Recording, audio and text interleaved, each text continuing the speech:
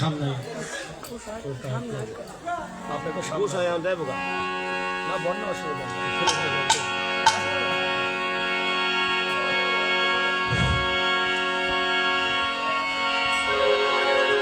জয় রাধে আমার সামনেটা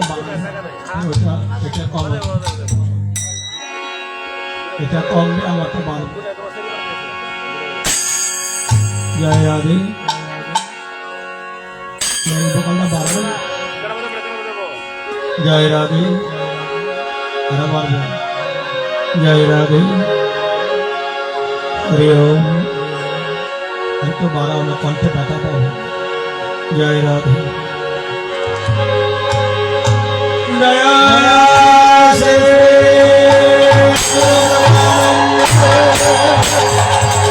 साधु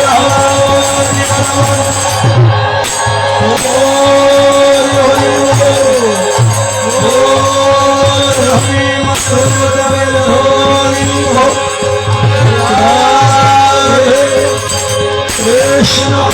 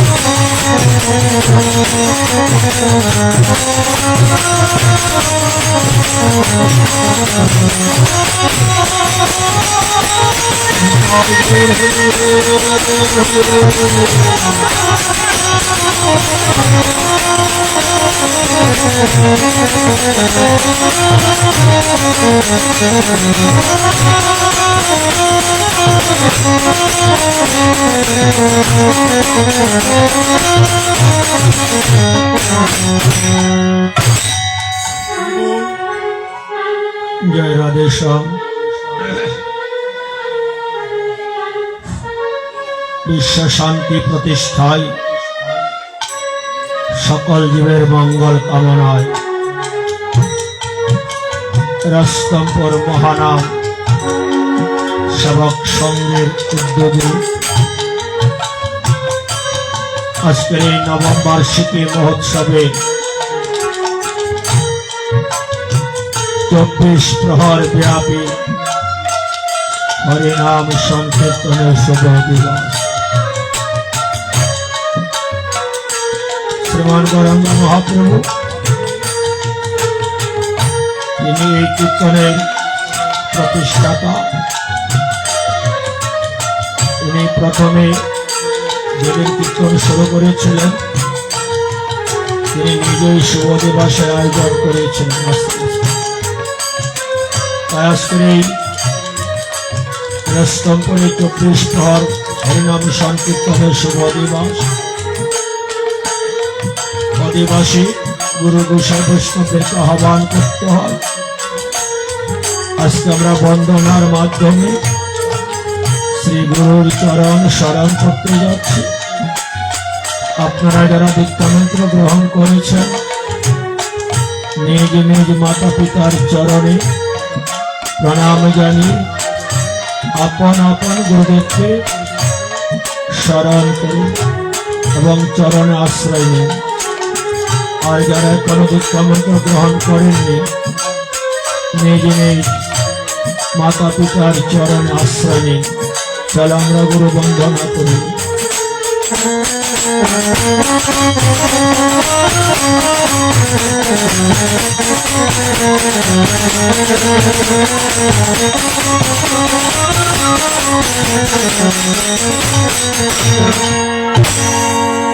আশ্রয় করিয়া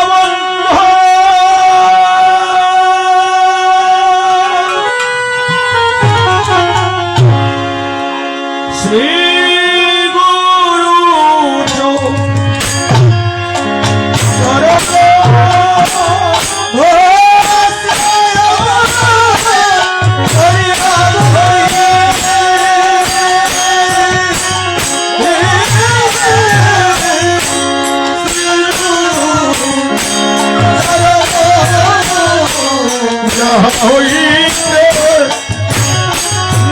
ভাই কৃষ্ণ প্রেম আধার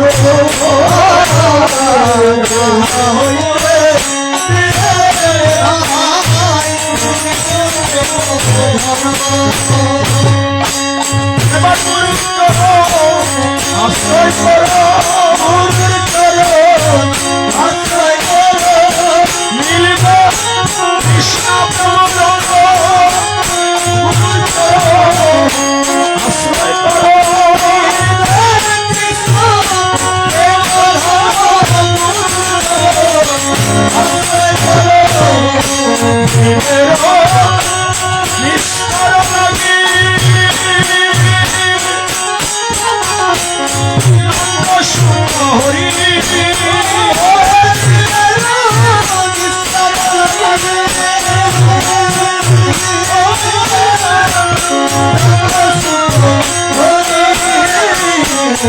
মনে প্রকাশ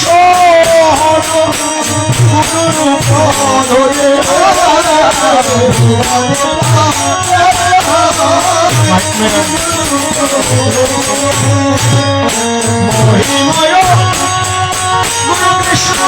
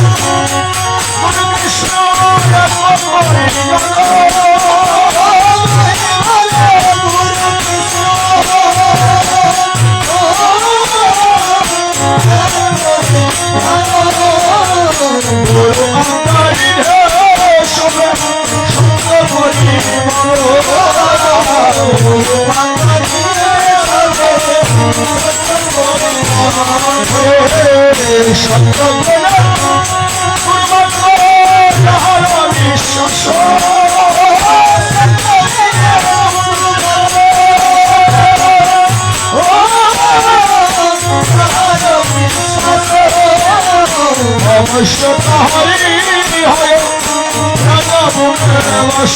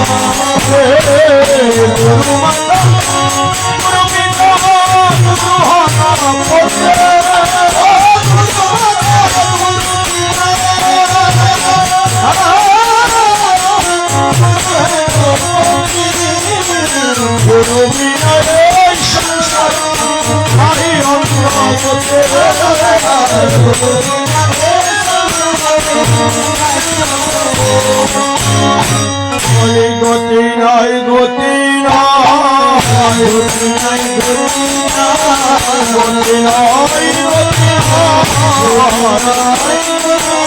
গুরু বিনায় সংসারে গতি নাই গতি নাই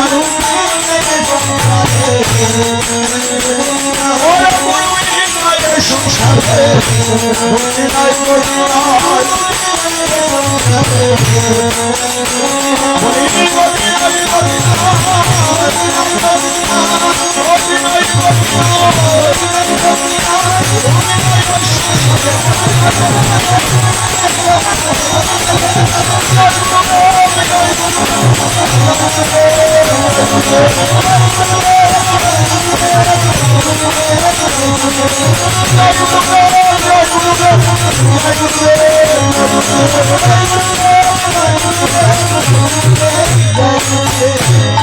গুরুকে মনুষ্য জ্ঞান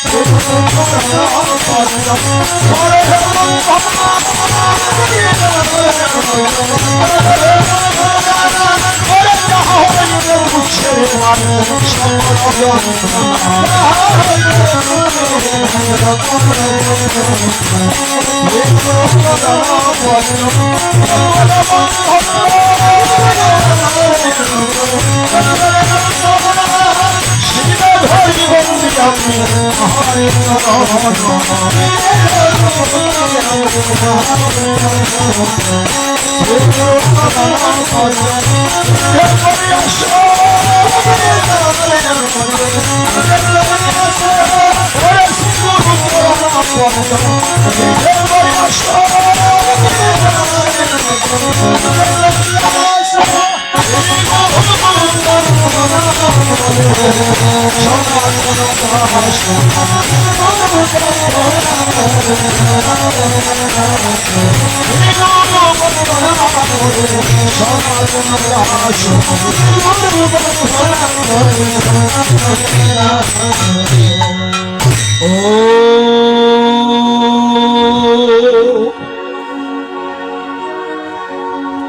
বৃন্দাবই তুলসী দেবই প্রিয়া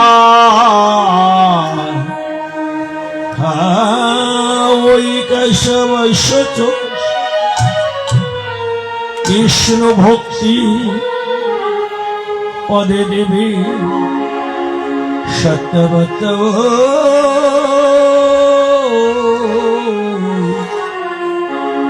নমঃ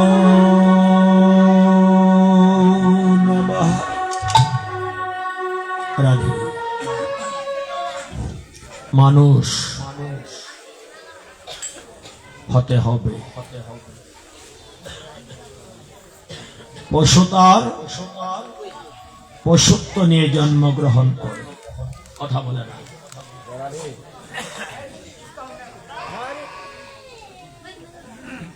মনে যখন একটি গাভী বনগরু বাচ্চা প্রসব করে, তাকে কেউ হাত ধরে শিখাই দেয়নি কোথায় হরে কৃষ্ণ। মায়ের স্তনে দুগ্ধ আছে। জয় রাধে।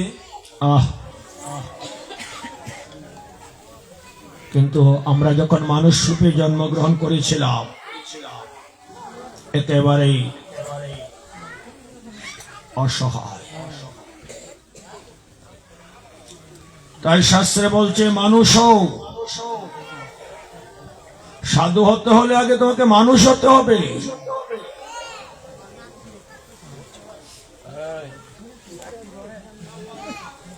কথা বলে না, বুঝে না, ব্রেনের ডিফেক্ট থাকলে। আমার কথা আমাকে বলতে দিও, তোমার কথা বলবে না। তোমাদের কথা কানে আসলে আমার ক্ষতি হয়ে যাবে। কি বলছি? সাধু হতে হলে আগে মানুষ হতে হবে। এই কথা কোনোদিন কি বলেছে তোমাকে? হঠাৎ করে কথাটা মনে আসলো কেন? সাধু হতে হলে মানুষ হতে হবে কেন? কারণ মানুষ না হলে সাধু হওয়া যায় না। যদি কেউ খারাপ কর্ম করে মানুষটাকে পশুর সাথে তুলনা করে,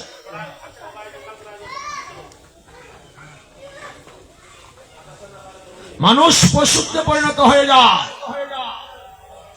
আর মানুষ যদি ভালো কর্ম করে সে সাধু হয়ে যায়। সাধু হতে হলে তোমাকে প্রথমে কি করতে হবে? মিথ্যা কথা বলা বন্ধ করতে হবে। তুমি অপকর্ম বন্ধ করবে আগে। এই মিথ্যা কথা এবং অসৎ কর্ম থেকে যিনি বিরত রাখতে পারে তোমাকে, তিনি হলেন মহারানী তুলসী। আর বাবা তুলসী আবার তোমাকে কি করে মিথ্যা কথা থেকে বিরত রাখবে? যার গলায় একজোড়া তুলসী মালা থাকবে, কপালে তিলক থাকবে, সে যদি কারো ক্ষতি করতে চায় এই দুটা জিনিস আপনাকে বাধা দিবে। গলায় তুলসীর মালা, কপালে তিলক নেই, তুমি কি করে মিথ্যা কথা বলো? বিবেককে বাধা দেয়। তাই মহাপ্রভু বললে তোমরা সকলে গলায় তুলসীর মালা নাও। তুমি আমিষ খাবে নিরামিষ খাবে সে বিষয়ে আমরা কোনো তর্ক বিতর্কে যেতে চাই না। তোমরা তুলসীর মালা নিতে হবে।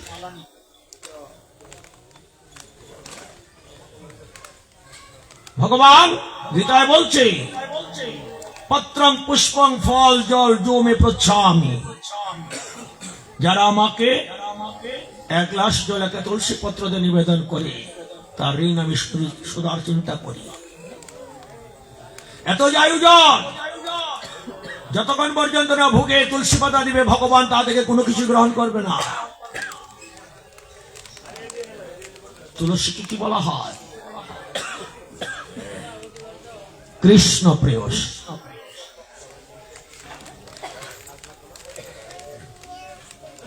এই যে আমরা বীর মুক্তিযোদ্ধা রঞ্জিত সরকার নমদাস মহাশয়ের বাড়িতে বসেছি, সামনে দুর্গা মন্দির আছে, দুর্গা পূজা করি, করতে হবে, কিন্তু পূজার অর্থ কি? গৃহীর কথা আর সাধুর কথা এক হবে না।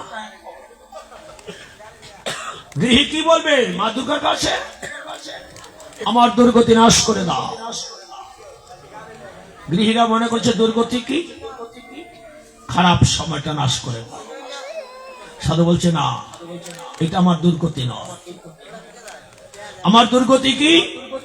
একবার মায়ের ঘরে জন্মগ্রহণ করা আর একবার জমের হাতে মৃত্যুবরণ করা। সাধু বলছে আমার এই গতিটাকে নাশ করে দাও মা। আর এই আসা যাওয়ার গতিকে যিনি রুদ্ধ করতে পারেন, বন্ধ করতে পারেন, তিনি হলেন বিষ্ণু ভক্তি প্রদায়িনী মহারানী তুলসী। তিনি বিষ্ণু প্রেম আমাদের হৃদয় জাগ্রত করে দেন। আর সে বিষ্ণু ভক্তিতে যদি কেউ ভক্তি সঞ্চয় করতে পারে, ভগবান তাকে মুক্তি দেন। আপনারা সবাই আমার সাথে তুলসী বন্দনা কীর্তন করুন, যেন মা তুলসী আমাদের সকলকে কৃষ্ণ প্রেমের প্রেমিক করে। সবাই মন দিয়ে তুলসী বন্দনা কীর্তন। তুলসী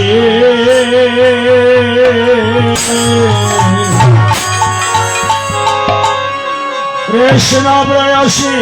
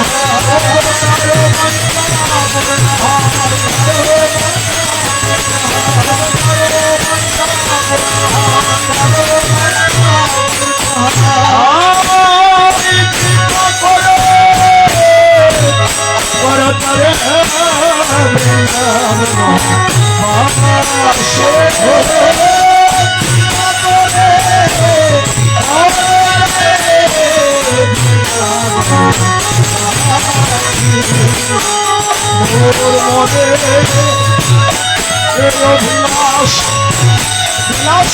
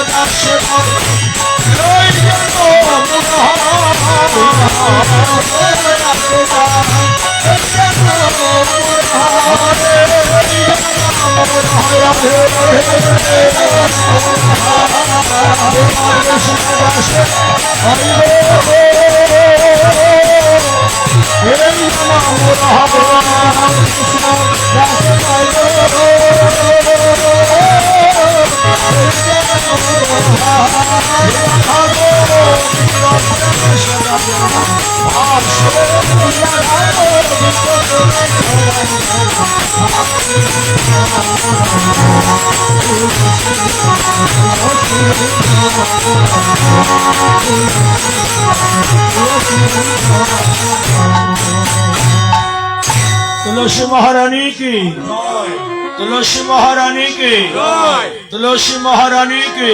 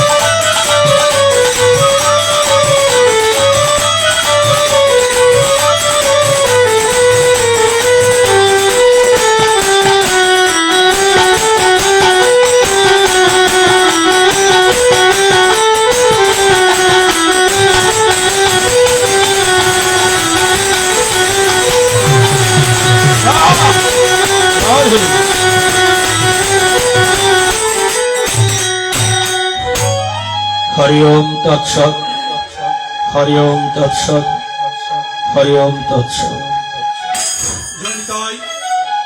যে কোনো কাজ শুরু করবেন আমাদের এই হরি ওম তৎসৎ শব্দটা বলে শুরু করতে হবে। এগুলো কিছু শিক্ষা নেবে। কি বলছি? যে কোনো কাজ শুরু করবে হরি ওম তৎসৎ। সর্বপ্রথমে সমস্ত সাধুগুরু বৈষ্ণবদের চরণে আমার শতকোটি প্রণাম। যদি কোনো মুসলমান ভাই বোন থাকে আমি আদাব করিব। প্রণাম জানাই আমার গুরুদেব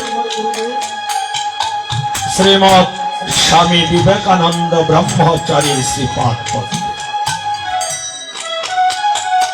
তিনি সন্ন্যাসী, সন্ন্যাস প্রাপ্ত নাম হল শ্রী শ্রী 108 স্বামী বিবুধানন্দ সরস্বতী মহারাজ। সন্ন্যাস নিলে কেন নাম পরিবর্তন করতে হয়?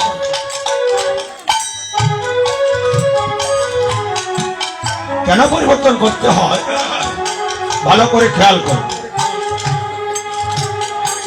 আমার মহাপ্রভুর প্রথম নাম ছিল নিমাই, তারপরে গৌরাঙ্গ, তারপরে হলো গৌরাঙ্গ মহাপ্রভু। 24 বছর বয়সে ভারতী ঘোষের কাছ থেকে দীক্ষা মন্ত্র নিয়ে মাথা মুন্ডন করে তিনি সন্ন্যাস হয়েছে। ওই সন্ন্যাস গ্রহণ করতে হলে, ভ্যাগদারি বৈষ্ণব হতে হলে নিজের শ্রাদ্ধ নিজে করেই ভ্যাগ হাতে নিতে হবে। যেহেতু আমি আমার শ্রাদ্ধ করে ফেলেছি, মানে কি আমার সন্ন্যাসের আগে যা ছিল তা এখন আনি, এখন আমার নতুন জন্ম হয়েছে। তাই মহাপ্রভুর সর্বশেষ নাম হয়েছিল শ্রীকৃষ্ণ চৈতন্য প্রভু। গৌরাঙ্গ মহাপ্রভু আর সর্বশেষ নাম হলো শ্রীকৃষ্ণ চৈতন্য প্রভু মহাপ্রভু। এই যে কলিযুগের আরেকটা মন্ত্র আছে না, শ্রীকৃষ্ণ চৈতন্য প্রভু নিত্যানন্দ শ্রী অদ্বৈত গদাধর শ্রীবাসাদি গৌর ভক্ত।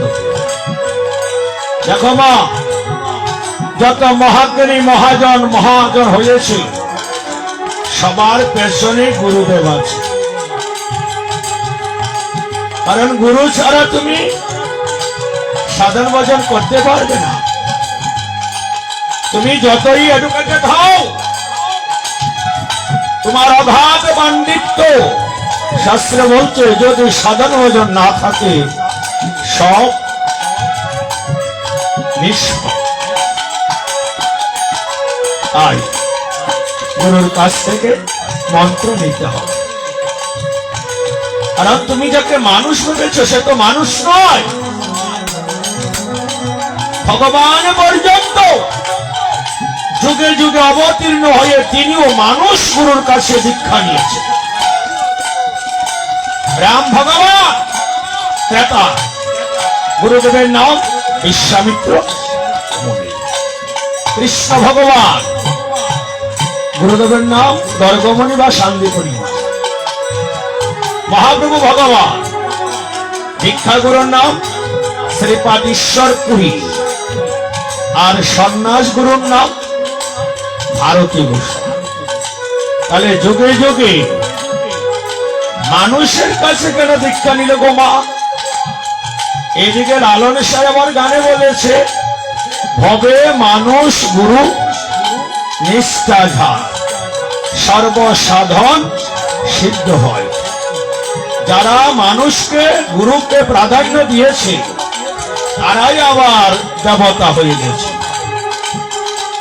বাবা লোকনাথ ব্রহ্মচারী তিনি কি সিংহাসনে আছেন না? হ্যাঁ, বাবা লোকনাথের কি মন্দির নেই? রাধা কৃষ্ণ আর শিব কালীর মন্দির পরে যে স্থান দখল করেছেন তিনি হলেন বাবা লোকনাথ ব্রহ্মচারী। তিনি মানুষের দেবতা। এই জিনিসগুলো খেয়াল করতে হয়। সবাই তাদেরকে চিনি, কিন্তু তোমাকে আমাকে কয়জনে চিনবে? তাই গুরুর কাছে মন্ত্র নিলে বলে তাই হয়ে গেল না, গুরুর মন্ত্রটাকে যাজন করো, মন্ত্র করে মন্ত্র জপ করো, জপিতে জপিতে মন প্রাণ হবে, তবেই না মন্ত্র ঠিক। মন্ত্র যা মনকে পবিত্র করে মুগ্ধ করে, কারণ গুরুর কাছে তো মন্ত্র নিয়েছ, কি নেয়নি? তা গুরুর মন্ত্র নিয়েছ, কিন্তু গুরু বলছে কি আগে আমাকে ধ্যান কর। গুরুর ধ্যান করতে বলছে না, তো কাউকে কোথায় রাখবেন গুরুকে ধ্যান করে? এই যে দুইটা চোখের মাঝে ভ্রু আছে, খালি জায়গা, এটাকে দ্বিদল পদ্মে বলা হয়। সেখানে গুরুর চিত্রপট এখানে বসাও, তারপরে গুরু যে মন্ত্র কানে দিয়েছে সে মন্ত্র জপ করো। তুমি তো তাই বলে প্রণামও করছো। কি প্রণাম করছো?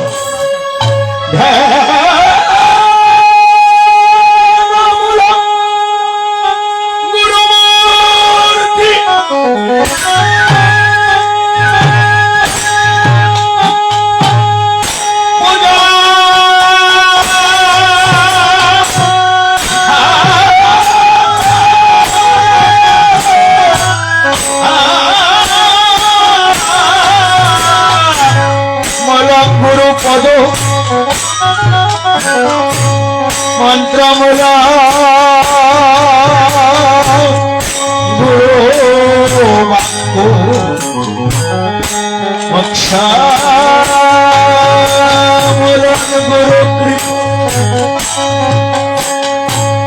মন্নত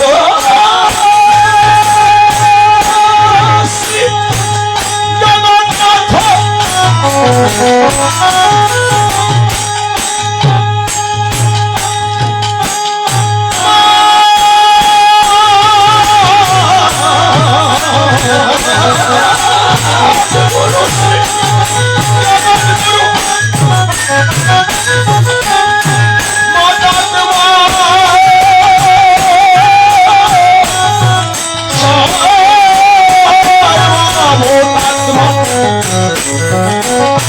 তস্मै শ্রী গুরুভে নমঃ। গুরুচন্দ্রায়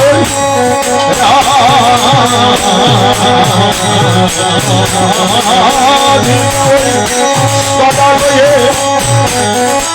কৃষ্ণ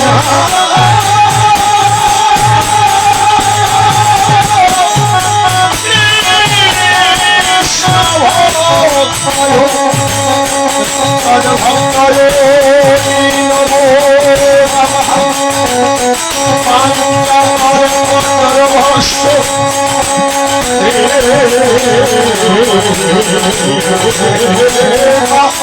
সিন্ধুময়গত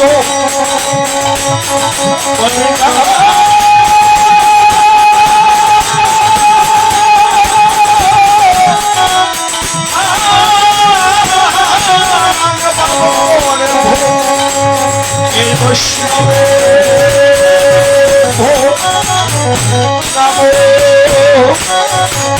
নমঃ। মানুষকে চেনো মা, তুমি তোমাকে চেনো। তুমি কি নিজেকে কোনোদিন প্রশ্ন করেছেন আমি কি?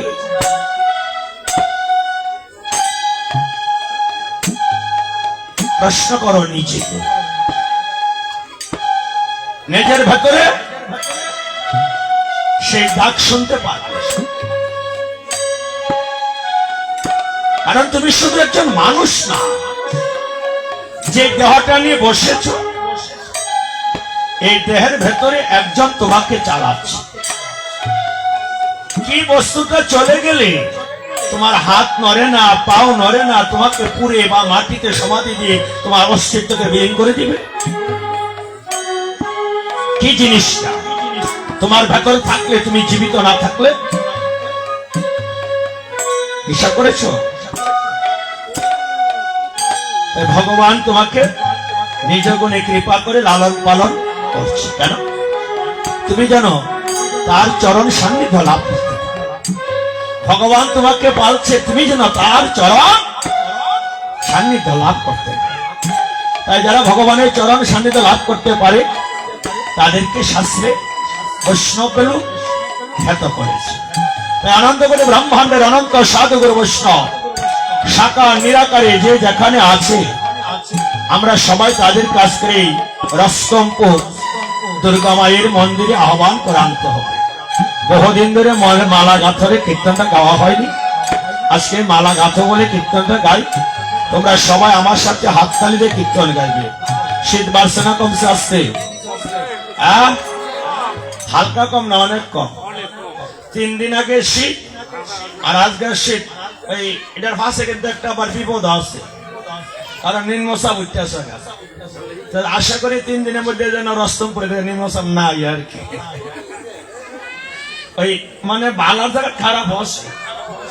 কিছুদিন আগে ভক্তরা কইছে দাদা অগ্রাণী কীর্তন আমরা পুষে নেবো কেন বলে পোলাপানে পরীক্ষা টরীক্ষা থাকে, তো কয়েকজন এনেছে আনার পর শীত পাচ্ছে আগেরটি ভালো আছে।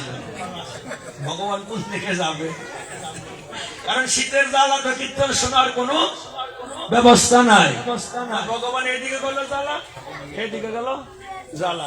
তো যাক মা, তো তোমরা আমার সাথে আজকে আনন্দ করে কীর্তন গাবে, মালা গাঁথরে। কি গাঁথরে? প্রত্যেকটা মানুষকে এক একটা পুষ্প বানালাম, প্রত্যেকটা মানুষ এক একটা পুষ্প, মনরূপ সুতা ভক্তিরূপ সুই দিয়ে মালা গাঁথবো। সবাই কীর্তন গাবে, মালা গাঁথবে। ঠিক আছে?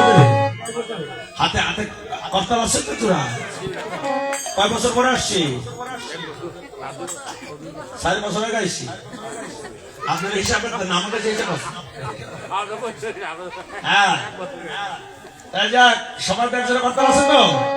একটু জোরে বাজার বাজে কিনা রস্তমপুরের ভাতের জোর বাড়ছে না কমছে? হ্যাঁ দিবে। তোমরা সবাই দেবে মালা গাঁথরে আর হাতে তালে দিবে। বন্ধনা করছে।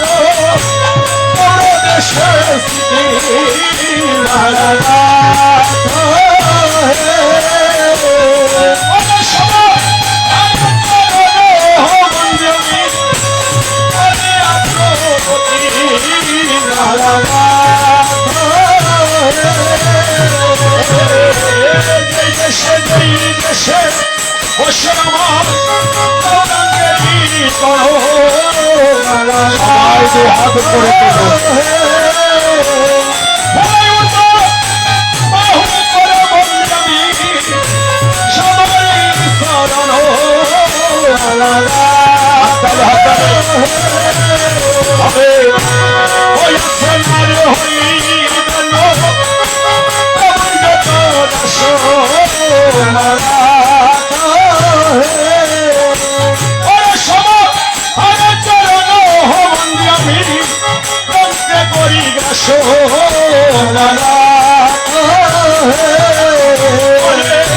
ব্রহ্মাণ্ড চারিতে শক্তি জনে জনে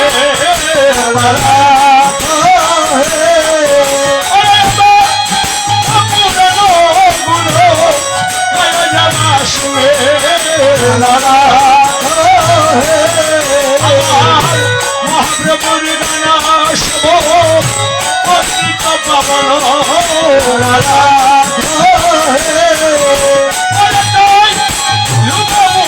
পাপি আমি শরণ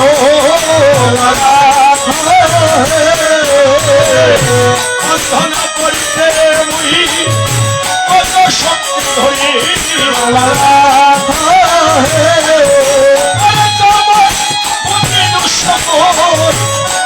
মাত্র করি তথাপি মুখের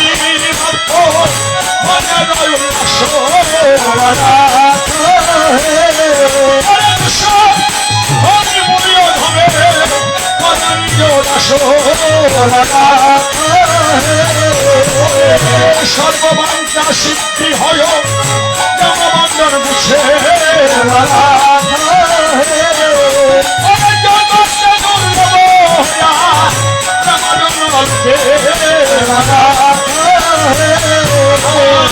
মনের বাসনা পুরো অচিরাতে হয় ভক্তি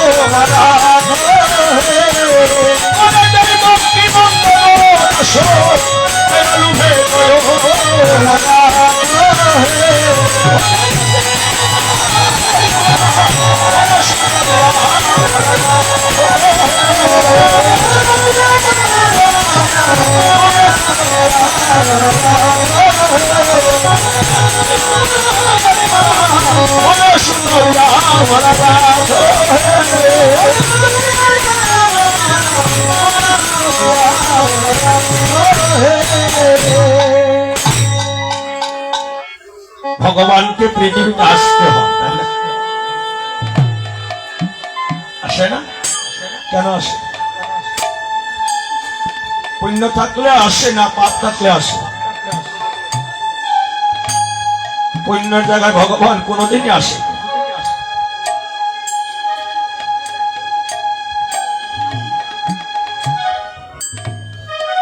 কথাগুলো আমাদের কাছে আসলে একটু অবাক হয়ে যায়, তাই না? কৃষ্ণ কখন আসছিলেন? যখন পৃথিবীতে পাপের পরিপূর্ণ হয়ে গেছে, অধর্মের জয় জয়কার, তখনই কৃষ্ণ আসছেন। কলির যুগের যিনি যোগগুরু, আশ্চর্য শঙ্কর মানে শঙ্করাচার্য, তিনি কখন আসলেন? যখন হিন্দু ধর্মের ক্লান্তিকাল চলে আসছে, তার প্রভাবে বৌদ্ধদের প্রভাব, বৌদ্ধ ধর্মের তারা অনেক অত্যাচার করত। তখন আচার্য শঙ্কর আসলেন, তাকে বলা হয় কলির যুগগুরু শঙ্করাচার্য। তারপরে মহাপ্রভু কখন আসলেন? যখন সাধুরা ভগবানকে বলে গিয়েছে। বলে কোন সাধুরা? মায়াবাদী সন্ন্যাসী, শাস্ত্র নিয়ে তর্ক করত, তাদের মধ্যে কোনো ভক্তি ছিল না। কি বড় বড় পণ্ডিত ছিল জানো, যার কণ্ঠে সরস্বতী বাস করত, সার্বভৌম, প্রকাশানন্দ, আরো অনেক। তখনই আমার ভগবানকে ডাক দিয়েছিলেন একজন, কে? অদ্বৈত গ্রন্থ। তাদের মধ্যে শাস্ত্র আলোচনা ছিল, কিন্তু তাদের মধ্যে কোনো ভক্তি ছিল না। তাই ভক্তি থেকে জীবনে দূরে চলে গিয়েছিল। কিন্তু শাস্ত্রে কি বলে গো মা, ভক্তি ছাড়া ভগবানকে কেউ লাভ করতে পারে না। ভক্তি চায়, ভক্তি সহজ ধর্ম, ভক্তিটা সহজ ধর্ম, এটা সহজে পাওয়া যায়।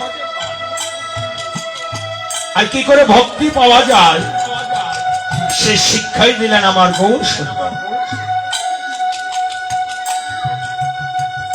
এই যে কেউ যদি তর্ক করে শাস্ত্র নিয়ে, তার মধ্যে কি ভক্তি থাকবে? বহু তর্কে দিন গড়িয়ে যায়।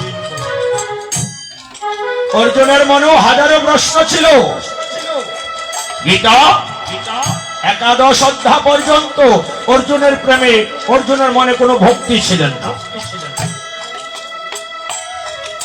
কর্মযোগ, জ্ঞান যোগ, অক্ষর ব্রহ্মযোগ, ঈশ্বর দর্শন, এই 11 অধ্যায় পরে যে কৃষ্ণ যখন ভগবান কৃষ্ণ যখন অর্জুনকে বিশ্বরূপ দেখালেন, তখন তার মধ্যে কৃষ্ণ যে ভগবান সেই কথা অন্তর থেকে গেঁথে ফেলল।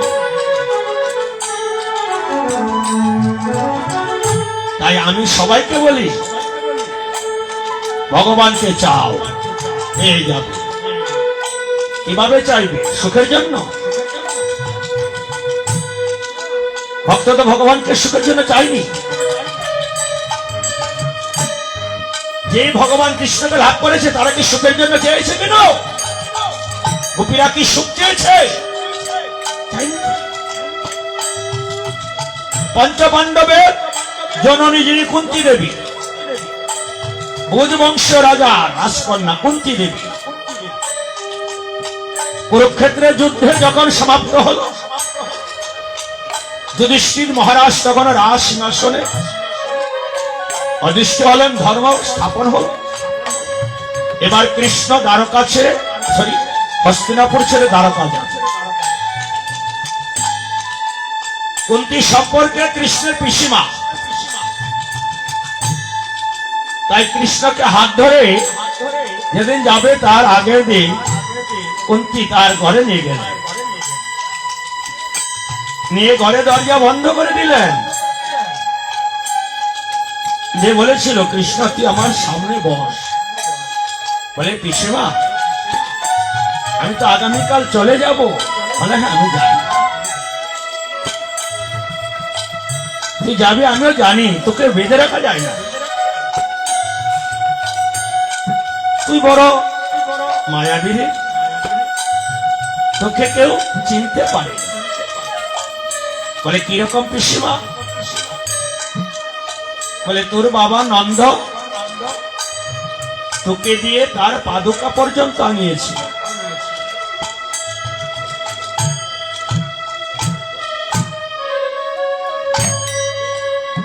মানে কৃষ্ণ যখন ছোট, বলরাম কাজ করছে, কৃষ্ণ বলেছিল বাবা তুমি আমাকে কিছু কাজ দিবা না? বলে যে আমার পাদুকা জোড়া নিয়ে আয়। ভগবান গোপাল কৃষ্ণ তখন পাদুকা দুটা মাথায় নিয়েছিলেন। কেন? ওই পাদুকা থেকে যেন কিছু ধুলি অঙ্গে পড়ে যায়, অঙ্গে পড়ে। তোকে যদি দুর্যোধন চিনতে পারি, তোর বাবা নন্দ তো চিনতে পারলো না, দুর্যোধন তোকে চিনতে পারেনি কেন? বলে শান্তি চুক্তিতে আসলি তুই তাকে বিশ্বরূপ দেখালি, তোকে মায়াবী বলছে, তোকে চিনতে পারি। কারণ কৃষ্ণকে চেনা তো সহজ নয়, ভগবানকে চেনা কি এত সহজ? বলে পিসিমা তুমি কি কিছু বলবে? সবাই তো সবাই কিছু চায়, তুমি আমার কাছে কিছু চাও? বলে হ্যাঁ চাইব। বলে সবাই যা চা আমি তাই চাবো। বলে কি চাই? বলে তুই আমার সামনে বস, আমি তোকে দুই নয়ন ভরে একবার দেখে নি। বলে কেন পিসিমা?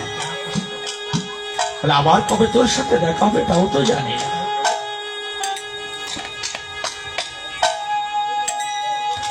বলে কি চাও পিসিমা? বলে তোকে একবার প্রণাম করো। বলে তুমি আমার পিসিমা, আমি তোমার ভাইয়ের ছেলে, তুমি আমাকে কেন প্রণাম করবে? বলে তুই আমার ভাইয়ের ছেলে বলে প্রণাম করবে, কারণ তুই যে পরম ব্রহ্ম ভগবান, তুই যে একমাত্র পুরুষ, তাই তোকে আমি একবার ভগবান রূপে প্রণাম করব।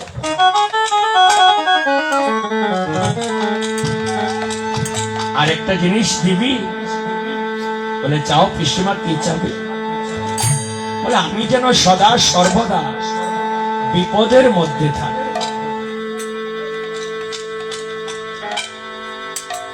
কৃষ্ণ বলল পিসি, সবাই চায় সুখ শান্তি যশ প্রতিপত্তি, আর তুমি চাইলে কিনা বিপদ। কেন গো? বলে যতবার আমি বিপদে পড়ব ততবার আমার মনটা তোর কাছে চলে যাবে, আর যতবার আমার মন তোর কাছে যাবে তুই ততবার আমাকে মুক্তি দিতে আসবি। আর তুই আসলে আমি তোকে দুই নয়ন ভরে দর্শন করব। বল, তোকে যে দর্শন করে তার কি আর কোনো বিপদ থাকে? তাই মা, ভগবানকে তো আমার আর দর্শন হলো না,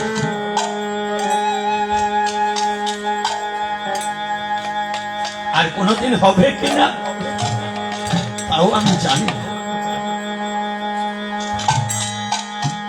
তাই কলিতে আমার গৌর সুন্দর আমাদের মতো সন্তানদের উদ্ধার করার জন্য তিনি হরিনাম সংকীর্তন আয়োজন করেছেন। আজকে ওনাকে শ্রীরাম নবদ্বীপ থেকে এই রস্তমপুর আহ্বান করে আনতে হবে। তাকে আনার ক্ষমতা আমার নেই। দিনে দিনে আমার শক্তি দুর্বল হয়ে গেছে, আমি অসুস্থ হয়ে যাচ্ছি। ভগবানের লীলা তো বোঝা বড় পাপ। আপনারা যদি সরল মনে একবার মহাপ্রভুকে স্মরণ করেন, অবশ্যই প্রভু আপনাদেরই আসরে আসবে। কারণ প্রভু না আসলে ওনার কীর্তন কে করবে? চলো সবাই সরল মনে নয়নের জলে আমার মহাপ্রভু সেবা ওনার পার্শ্বদগণকে আসরে আসার জন্য আহ্বান করি। ও জয় জয় নিত্যা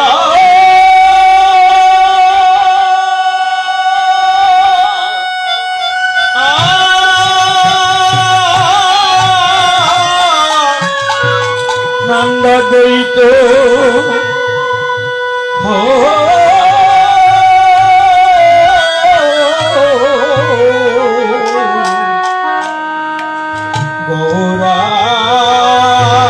গৌরাঙ্গ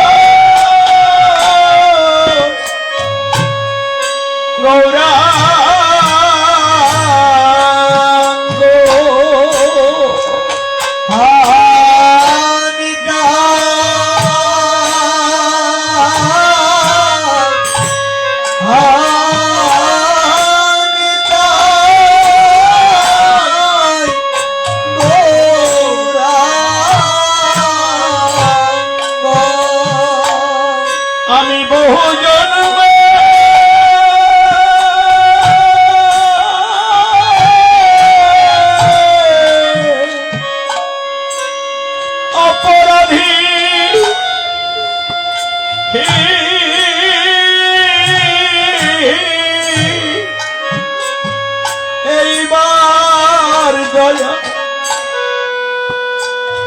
করো হে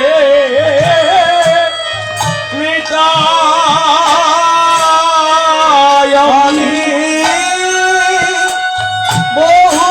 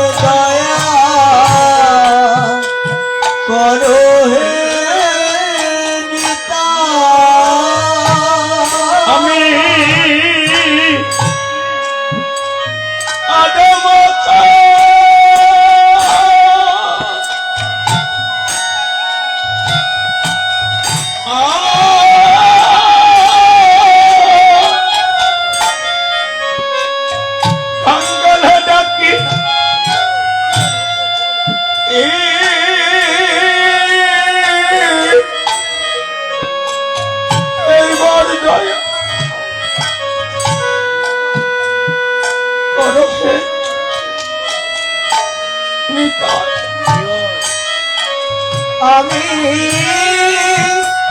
অধম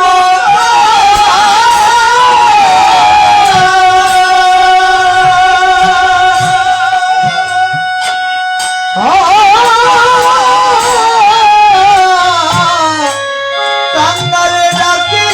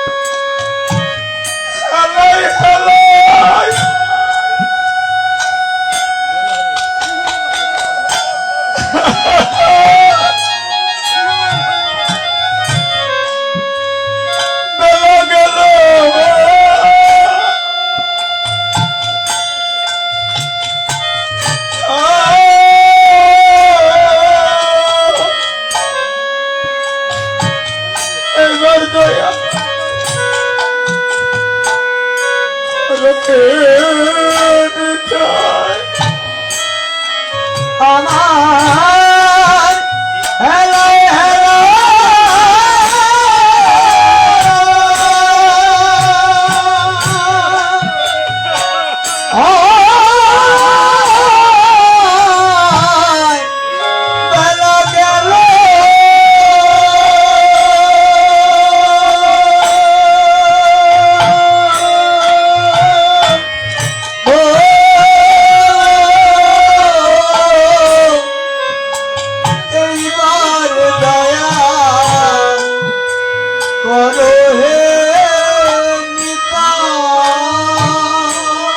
বেলা গেল চলে গেল মা, বেলা চলে গেল। আমার মহাপ্রভু আমাদেরকে উদ্ধার করার জন্য তিনি সংসার ছেড়েছিলেন। বৃদ্ধ মাকে যখন ছেড়ে যায় মহাপ্রভু নিজেই কেঁদে ফেলেছিলেন, কারণ মাকে ছেড়ে যাবে বলেছিল। মা, আমি জানি তুমি চলে গেলে আমি চলে গেলে তুমি কাঁদবে, সন্তান চলে গেলে কাঁদবে না। আমার ছেলে যখন অস্ট্রেলিয়া যায় আমি তাকে বুকে জড়িয়ে ধরেছিলাম, আমার মনে হচ্ছিল আমার কলিজাটা চলে যাচ্ছে।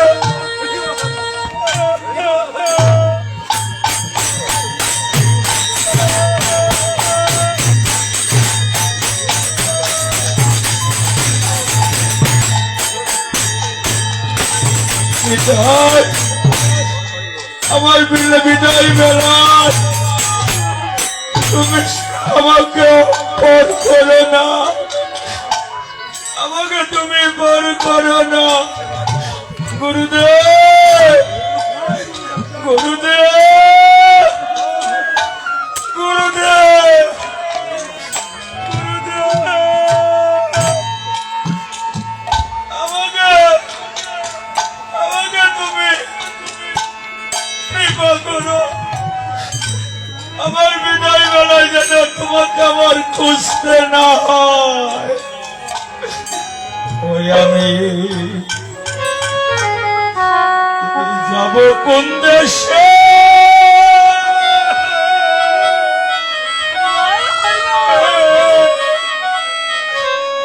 ও গুরু তোমার তোমার তালা তালাশে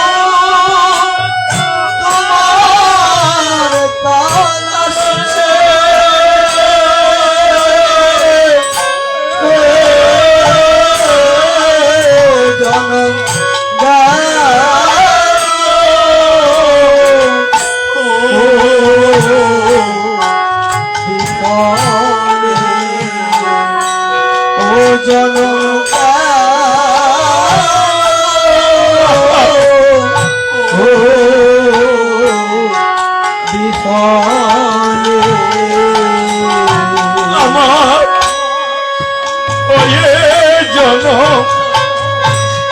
বিদায় গেল।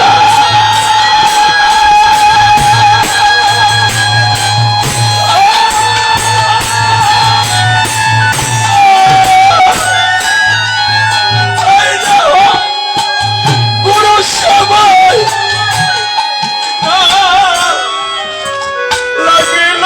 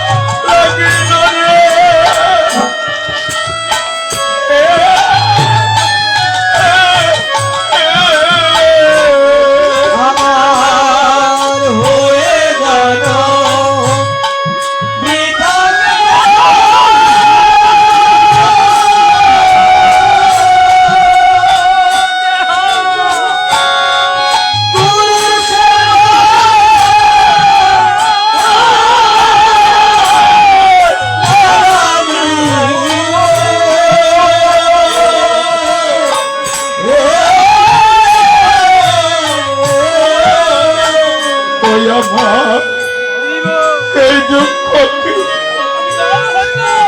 যাবে মরি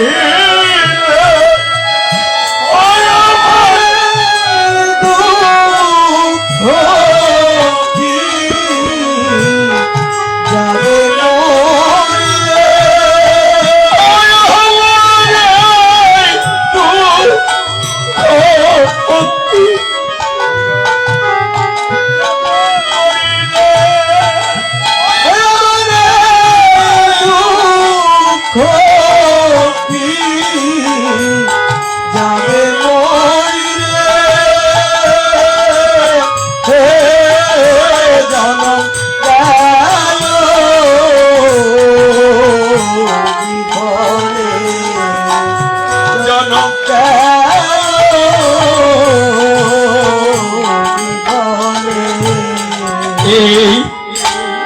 সাধু গুরু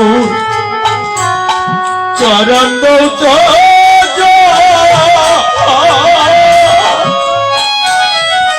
শুনি সর্ব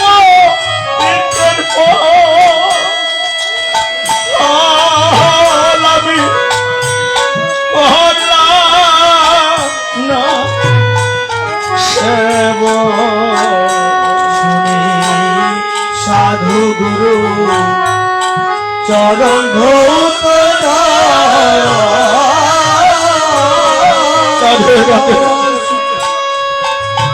ও শুনি সর্বজীবের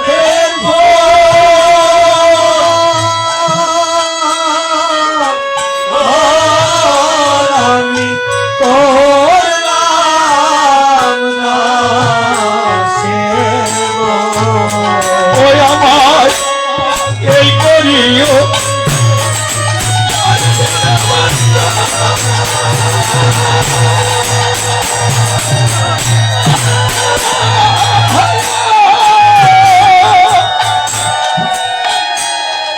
আমার নয়নের জল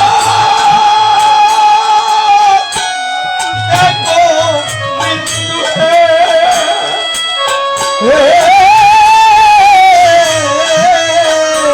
আমার এই করিও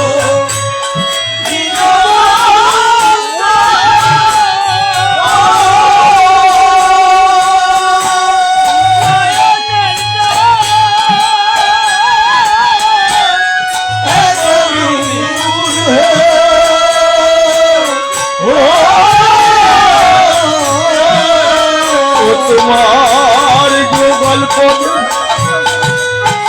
দিতে পারি তোমার যুগল পদে দিতে পারি তোমার পদে দিতে পারি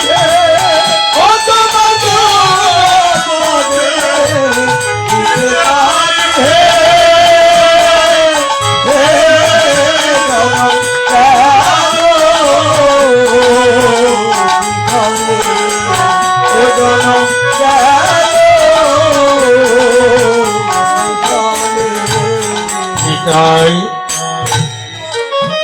সন্তান তো ভুল করবে, আমি না হয় ভুল করেছি, আমি তো তোমারই সন্তান। সন্তান যদি ভুল করে পিতামাতাকে সন্তানের অপরাধ মনে করে মনে রাখে মনে রাখে না। আমি যেহেতু মানুষ, আমার তো ভুল থাকবে, ভুল থাকে তো। যতক্ষণ কীর্তনে বসি ততক্ষণ মনটা আমার প্রভুর চরণেই রাখে। যদি এভাবে সারাটা দিন রাখতে পারতাম,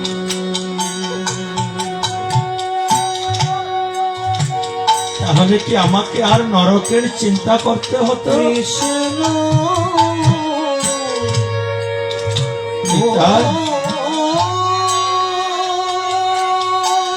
যেদিন আমি সম্পূর্ণ একা হয়ে যাব, যেদিন আমার প্রাণ যাবার সময় হবে, সেদিন তো আমি একা হয়ে যাব। এমন দিন সামনে আসতেছে, রতনদা আমাকে বল দিবে না, আমি আর জিজ্ঞাসা করব না। এখান থেকে চলে গেছে কাকার চর, নিমন্ত্রণ না দিয়ে আসিবে, আমি আসবো। এই আশারে আরেকজন কীর্তন করবে তো, সেদিন যদি এই হতভাগাটাকে মনে পড়ে, আমার রাধা মাধবের কাছে বলে দিও আমাকে যেন তার চরণে স্থান দেয়।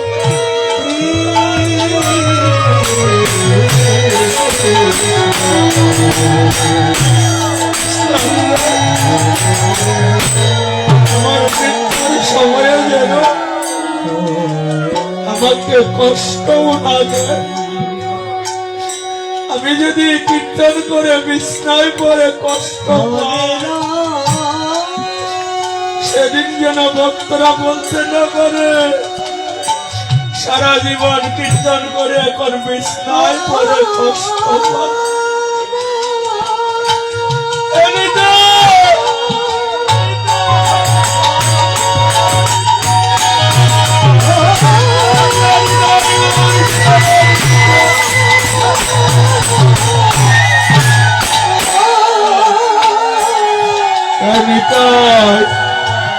সেদিন যেন আমি তোমার চরণ ছাড়া না হই। প্রভু হে,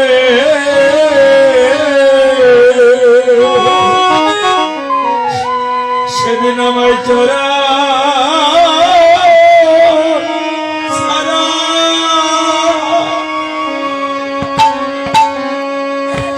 করো।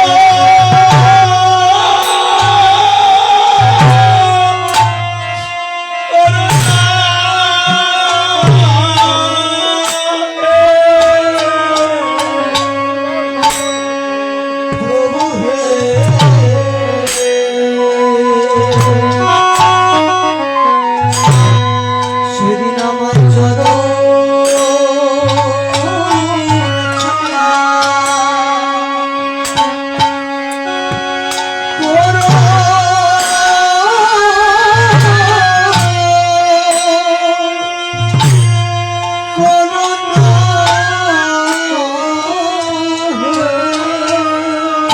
প্রভু হে,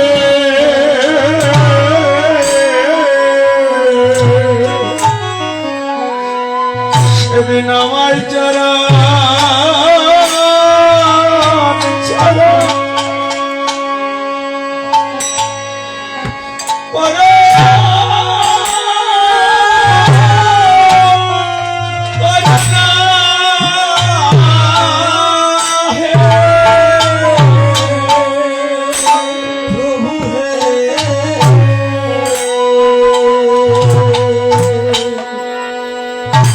সেদিন তোমার চরণ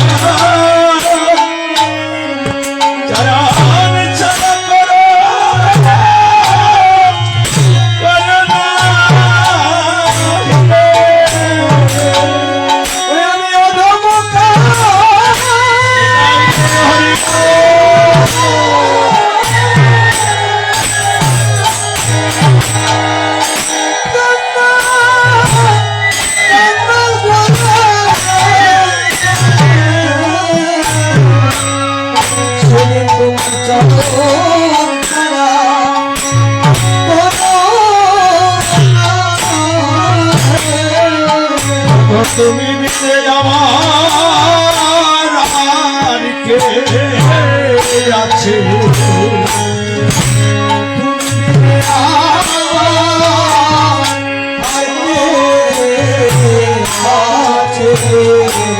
তুমি বিনে আর কে আছে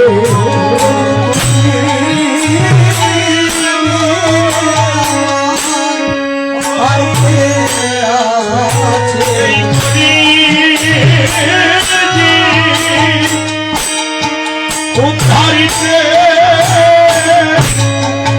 তুমি মিলে আর কে আছে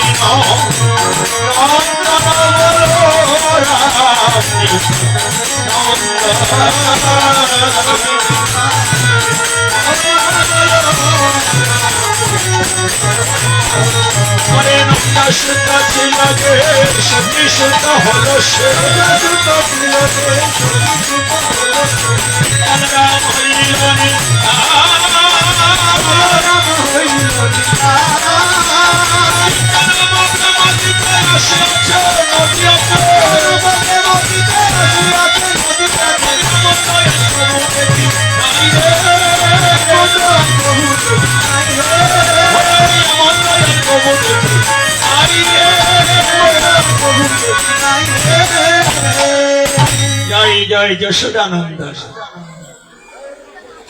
ভগবানের মা যে জন্মই দেয়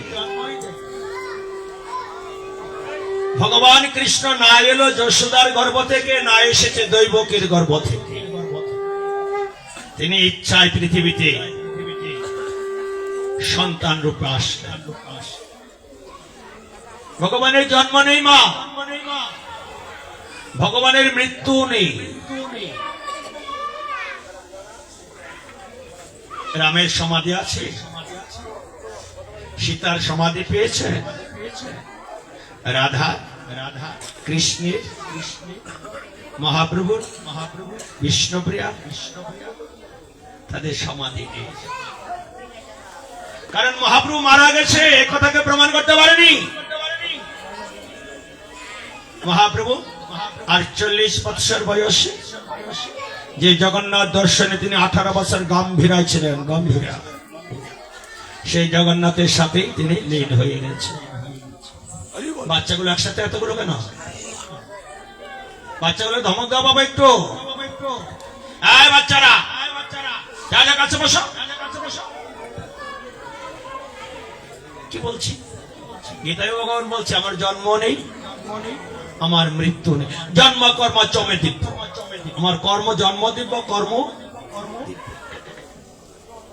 ভগবানের কোন জন্ম নেই মা, তিনি যুগে যুগে কেন আসলেন? তিনি গীতাটাও বললেন যদা যদা হি ধর্মস্য গ্লানির্ভবতি ভারতে অভ্যুত্থানমাধর্মস্য তদাত্মনাং সৃজম্যহং পরিত্রাণ সাধূনাং বিনাশস্য দুষ্কৃতম ধর্ম সংস্থাপনার্থায় সম্ভবামি যুগে যুগে। এই তিনটা শ্লোকের আগে, দুটা শ্লোকের আগে কথাটা বলেছিলেন, জন্ম কর্ম চমেতি, আমার জন্ম দিব্য, কর্ম কর্ম। যে গিরি গোবর্ধন বর্তমান যার আয়তন 21 কিলোমিটার, একটা পাথর তোলার ক্ষমতা আমাদের এই এখানে যারা আছি তাদের ক্ষমতা নেই। সবাই মিলে একটা পাথর তুলতে পারে, একটা পাথর। আর সেই গিরি গোবর্ধন ভগবান কনিষ্ঠান বলে 7 দিন রেখেছে। এই জন্য গিরিকে ধারণ করছে বলে কৃষ্ণের এক নাম হলো গিরিধারী। এই গিরিধারী শব্দটা বেশি ডাকতো কে? গঙ্গাপুত্র বিশ্ব। তিনি কোনদিন কৃষ্ণ বলতেন না, বলতেন গিরিধারী। বলরাম কোনদিন কৃষ্ণকে কৃষ্ণ বলতেন না, কানাইয়া। মা যশোদা কোনদিন কৃষ্ণ বলতেন না, গোপাল। গোপালকে কি পরিমাণ ভালোবাসতো জানো মা? যশোদার মতো অনেক মা আছে তো এখানে, গোপালকে ভালোবাসে। সকালে গোপাল সেবা না দিলে মায়ের সারাটা দিন যেন কেমন কেমন, তাই না মা? যখন বাউলা গান গাইতাম পুরী সেবায়, ত্রিনেত্র মেলা বৈষ্ণব সেবায়, এই বিচ্ছেদ গান গাইতাম, কৃষ্ণ বিচ্ছেদ। উদ্ধব যাও রে ব্রজপুরে,